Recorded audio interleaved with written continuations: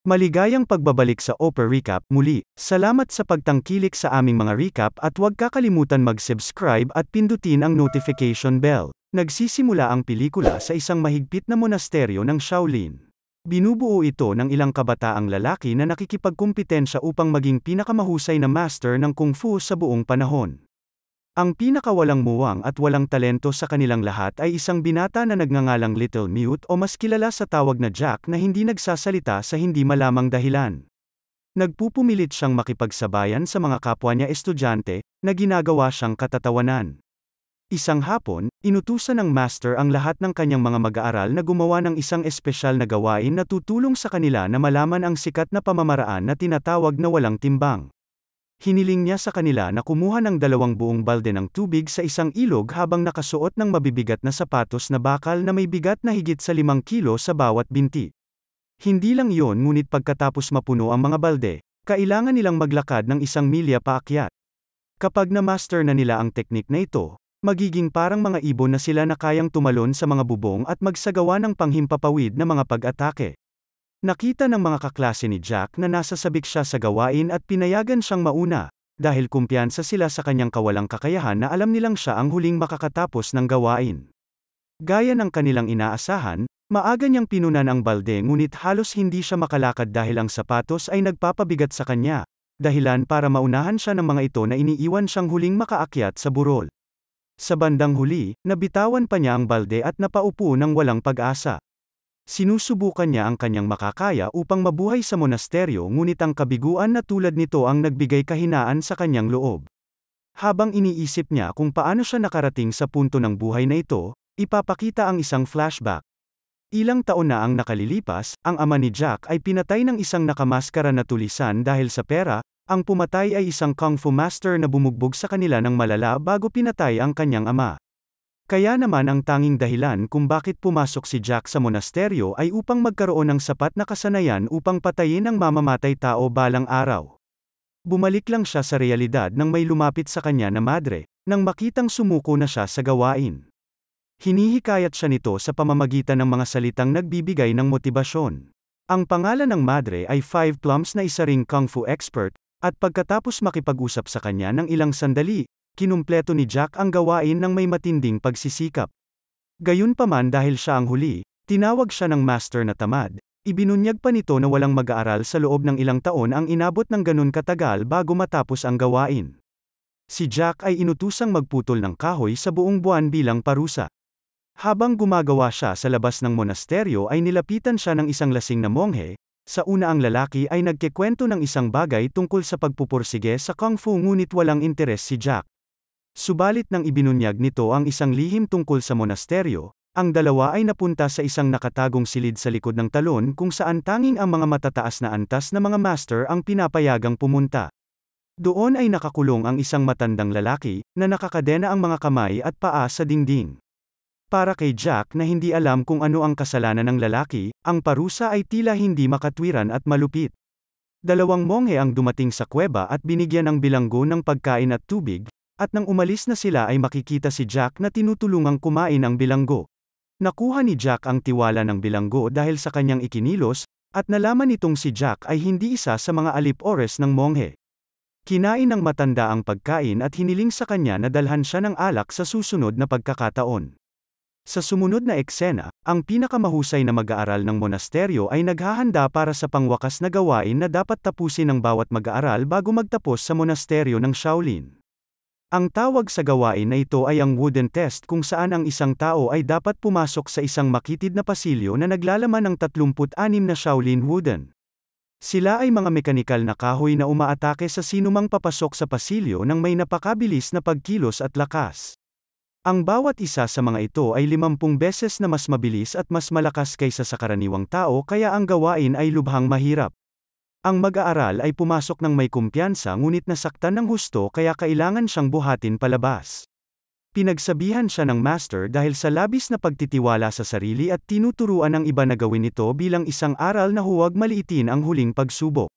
Nang sumunod na araw sa tanghalian, nagtago si Jack ng tinapay sa ilalim ng kanyang damit para sa bilanggo. Nagnakaw din siya ng kaunting alak sa lasing na monghe. Pagkatapos, nang wala nang nakatingin, bumalik siya sa kuweba sa likod ng talon at muling pinuntahan ang bilanggo. Ang lalaki ay masayang uminom ng alak at nangakong gagantimpalaan siya kapag siya ay nakatakas sa bilangguan. Matagal na nag-usap ang dalawa tungkol sa wooden test at ayon sa preso ay napakadali lang ng pagsubok, sinabi pa niya na kung siya ang nandoon ay masisira niya agad ang mga kahoy. Si Jack ay nakikinig sa kanya ng mabuti ngunit hindi naniniwala sa kanya. Inihayag din ng bilanggo na ang dahilan ng kanyang pagkakakulong ay nagsasanay siya ng bagong pamamaraan ng kung fu na tinatawag na Lion's Roar. At dahil hindi nagustuhan ng mga monghe na siya ay nagiging mas makapangyarihan kaysa sa kanilang buong hanay kaya dinakip nila siya. Kinabukasan, si Jack ay nakatalaga sa gawain sa kusina at sinubukan na magnakaw ng alak sa pangalawang pagkakataon. Gayunpaman nahuli siya ng monghe sa pagkakataong ito at tinuruan siya ng leksyon. Inutusan siyang maglinis ng kusina araw-araw hanggang sa katapusan ng buwan bilang parusa. Matapos maglinis ng walang bahid sa kusina sa loob ng maraming oras, hinangaan niya ang lasing na monghe at hinayaan siya sa pagkakataong ito. Nang maglaon, muli niyang pinuntahan ang bilanggo na may dalang pagkain. Dahil humanga sa kanyang kabaitan, nagpa siya ang lalaki na turuan siya ng mga diskarte sa kung fu kahit na ito ay nakakadena. Ang kanyang mga diskarte ay naiiba sa mga monghe ngunit si Jack ay patuloy na inaaral ang mga ito ng may kasipagan. Mayroong ilang mga prinsipyo na pinaninindigan ng bilanggo na hindi sinasang-ayunan ni Jack, tulad ng pagwawalang bahala sa pamumuno ng Shaolin at palaging tinatapos ang isang laban sa isang pagpatay. Maliban sa pagsunod sa mga naturang panuntunan, si Jack ay naging pinakamahusay na mag-aaral ng bilanggo at nagsusumikap hanggang sa sumunod na ilang buwan. Isang hapon, nagsasanay siya sa labas ng kuweba nang makita siya ni Five Plum. Napansin ito na ang estilo ng kung fu na ginagawa niya ay hindi karaniwan na itinuturo sa monasteryo. Ito ay mapanganib at kadalasang ginagamit ng mga kriminal na lumilihis sa landas ng kung ano ang aktwal na itinuturo ng kung fu. Pinayuhan niya si Jack na ang isang tao ay hindi dapat matuto ng kung fu na magpapalaganap ng karahasan at kasamaan. Ito ay isang sagradong sining na dapat lamang gamitin ng isang tao upang ipagtanggol ang kanilang sarili at ang iba. Ang kung fu na pinag-aaralan niya ay tinatalo ang layunin nito, at sa makatuwid ay kailangan niyang iwaksi ang sining. Pagkatapos ay sinimulan siyang turuan ni Five Plums ng istilong gliding snake. Ang prinsipyo ng istilong ito ng kung fu ay eksaktong kabaligtaran ng estilo na itinuturo sa kanya ng bilanggo. Si Jack ay patuloy na natututo mula sa parehong mga master at may opsyon na pumili sa pagitan ng kanilang mga prinsipyo. Sa paglipas ng panahon, nagawa niya ang parehong mga diskarte at naging isang manlalaban na walang katulad. Isang araw pagkatapos ng pagsasanay, sinabi sa kanya ng bilanggo na natutunan niya na ang lahat ng mayroon sa estilo ng Lion's Roar at handa na siyang harapin ang pagsubok ng wooden test. Dahil alam niyang ito na ang huling pagkikita nila bago magtapos si Jack, binigyan siya ng bilanggo ng isang maliit na piraso ng papel na gusto niyang dalhin ito sa kahera ng Evergreen Medicine Shop. Siya ay pumayag dahil ito ang pinakamaliit na magagawa niya para sa kanyang master. Pagkatapos ay dumating na ang araw na dapat gawin ni Jack sa huling pagsubok. Iniisip ng lahat na ito ay isang biro hanggang sa siya ay pumunta sa eskinita ng kahoy at talagang lumaban ng maayos. Gamit ang mga kasanayang itinuro ng kanyang mga master, nagawa niyang talunin sa huli ang mga manika na gawa sa kahoy at nagtapos na may mga lumilipad na kulay. Bago umalis sa monasteryo ay pinuntahan niya ang punong monghe. Sa nakalipas na ilang taon, wala kahit isang tao ang nakapasa sa pagsubok na gawa sa kahoy na nagpapaniwala sa monghe na may ibang ginagawa si Jack.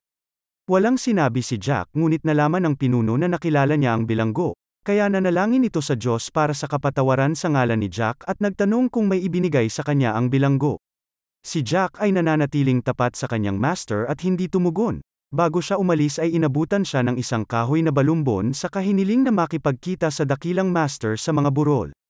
Sa sumunod na eksena, nakita natin si Jack na nakipagkita sa kahera ng tindahan ng gamot. Nang mabasa nito ang mensahe ay agad nitong nakilala kung kanino ito nanggaling. Pagkatapos ay ipinahayag na ang bilanggo ay walang iba kundi si Kang, ang pinuno ng mga bandido na pinangalanang Green Dragon. Hindi siya nakulong dahil siya ay isang banta sa mga monghe ngunit dahil ginamit niya ang kanyang kakayahan upang magpalaganap ng karahasan at pumatay ng mga inosenteng tao. Sa mensahe ay hiniling niya sa mga kasamahan niya na hintayin ang kanyang pagbabalik, at dahil hindi pa rin alam ang tungkol dito, si Jack ay nagpapatuloy sa pamumuhay gaya ng dati. Napadpad siya sa isang restaurant kung saan ang mga miyembro ng parehong bandido ay ginugulo ang anak ng may-ari ng hotel na nagngangalang Orchid. Iniligtas siya ni Jack mula sa mga gangster at nakakuha ng pagpapahalaga mula sa kanyang ama, at dahil dito ay pinayagan siyang manatili sa kanilang hotel hanggat gusto niya. Hanggang isang gabi nakarinig ng malakas na ingay ang mga monghe ng monasteryo ng Shaolin. Nang magmadali silang suriin ang kuweba, nakita nila itong walang laman. Nakabisado na ni Kang ang pamamaraan ng lion roar at nakatakas. Nang gabi ring iyon ay muling ginulo ng mga bandido si Orchid, gusto nilang kunin siya at iharap sa kanilang boss upang mapangasawa pag dumating na ito. Sinubukan niyang lumaban sa mga ito ngunit sa huli ay nadakip pa din siya. Kinabukasan, lumabas si Jack at ang isang waiter mula sa restaurant ni Orchid para hanapin siya.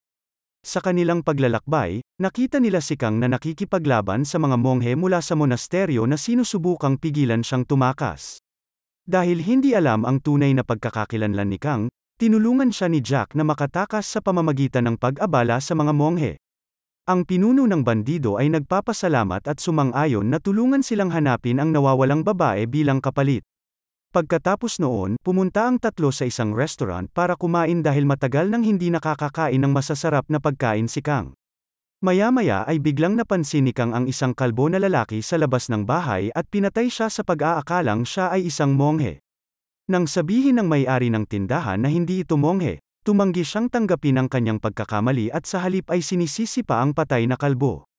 Pinatay pa niya ang may-ari ng restaurant sa sobrang galit na labis na ikinagulat ni Jack, dahil hindi niya akalain na ang taong iginagalang niya ng sobra ay papatay ng isang inosenteng pamilya. Nang sinubukan niyang mga tuwiran kay Kang, siya at ang waiter ay pinalayas sa bahay. Nakapagtataka dahil nang makabalik ang dalawa sa hotel, umuwi rin si Orchid ng walang pinsala. Sinabi niya na pinalaya siya ng mga tulisan nang hindi sinasabi kung bakit. Kinabukasan, biglang naalala ni Jack ang sulat na dapat niyang ibigay sa dakilang master. Hindi na nag-aksaya ng oras at pumunta siya sa burol saka nakilala ang sinasabing master. Nang mahawakan nito ang sulat, nalaman niyang si Jack ay estudyante ni Kang. Sa una ay pinagalitan niya si Jack dahil sa pagpili ng maling landas ngunit nangako na ituturo sa kanya ang tamang daan. Pagkatapos ay ipinahayag niya na siya ang master ni Kang sa monasteryo, at ang nagturo sa gangster ng lahat ng tungkol sa Kung Fu. Gayunpaman, tinumbasan ni Kang ang kanyang master ng karahasan at nagsimulang pumatay ng mga tao gamit ang kanyang mga inaral. Sa huli ay nahuli siya at ikinulong ngunit sinisi ng dakilang master ang kanyang sarili sa mga ginawa ni Kang kaya binulag niya ang kanyang sariling mata. Siya ngayon ay nakatira sa mga burol bilang isang ermitanyo ngunit handang tumulong sa monasteryo kung ang kanyang dating mag-aaral ay nagbabanta sa kaligtasan nila.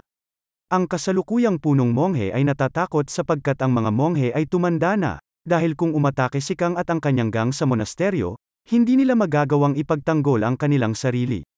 Ang tanging tao na makakatulong sa kanila ay si Jack, kaya naman ibinigay sa kanya ng dakilang master ang isang librong naglalaman ng panghuling estilo ng Kung Fu. Ito ay ang pinakamapanganib at sagradong pamamaraan ng lahat na kung saan iilan lamang sa mga monghe ang maaaring makakabisado. Pagkaraan ng ilang taon, nagpa-plano si Kang at ang kanyang mga tao ng pag-atake habang nagsasanay si Jack sa kanyang ikatlong estilo ng Kung Fu.